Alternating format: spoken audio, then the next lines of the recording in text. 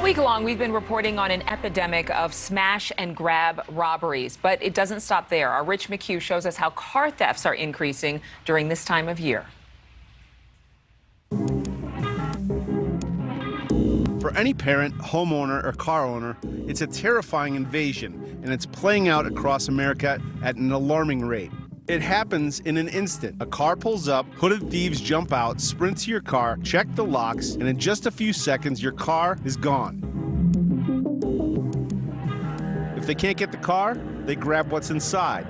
Worse, they may try the garage. It seems that for these thieves, it's high reward and low risk. Fueled by the pandemic and the rising price of cars, auto theft has seen the biggest increase in more than a decade. According to the FBI, thieves stole over 810,000 vehicles last year, costing Americans $7.4 billion.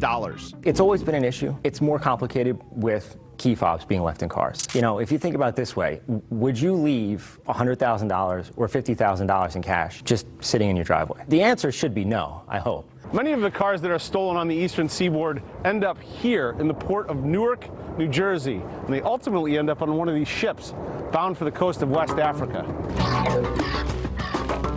So normally there's a theft group, and the theft group is anywhere between 2, 5, 6 people, and they just hop into one car. A lot of times it's a stolen car that they go use to look for other stolen cars, to steal other cars. One New Jersey resident who asked not to be identified says thieves came 2 weeks ago just as he had walked into the backyard. It's broad daylight, middle of the afternoon.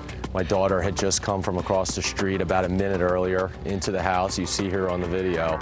You know, we're really starting to fear for our safety. If you look closely, you can see the thieves go into his garage. Then, a few minutes later, they speed off with his truck. Greg Reynolds, another resident of Monmouth County, New Jersey, had his car stolen 3 months ago. And I see 2 lights through the shade in the front window, and I peek my fingers through it to see what it is, and there's a car sitting out in front of the house on the street.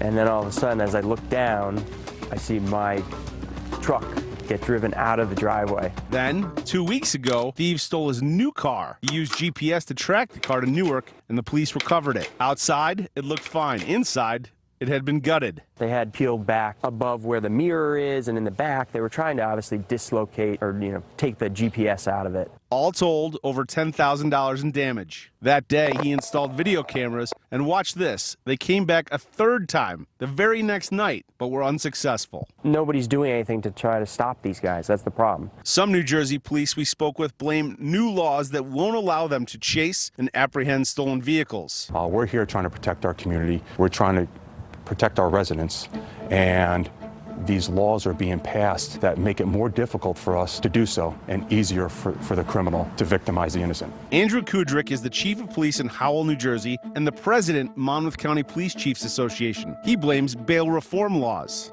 These suspects have lengthy criminal histories. They're not being incarcerated. They know that the police are restricted from chasing them. It's basically we're being restricted. We're the ones being handcuffed. Fed up, some in the Garden State, like Evan Wexler, are taking matters into their own hands, resorting to vigilante justice. Criminals stole his Lamborghini and came back 19 times until he decided to confront them. He rushed out naked in the middle of the night, armed with a semi-automatic weapon. Since that started, I haven't had one incident in probably, 8 weeks now. End of the day, this is grand larceny. When they get caught, they get a slap on the wrist. And, bail reform is probably our biggest problem right now. For NewsNation, Rich McHugh. Thank you so much for watching. Make sure to click on the red subscribe button below so you can get more of NewsNation's fact-driven, unbiased coverage.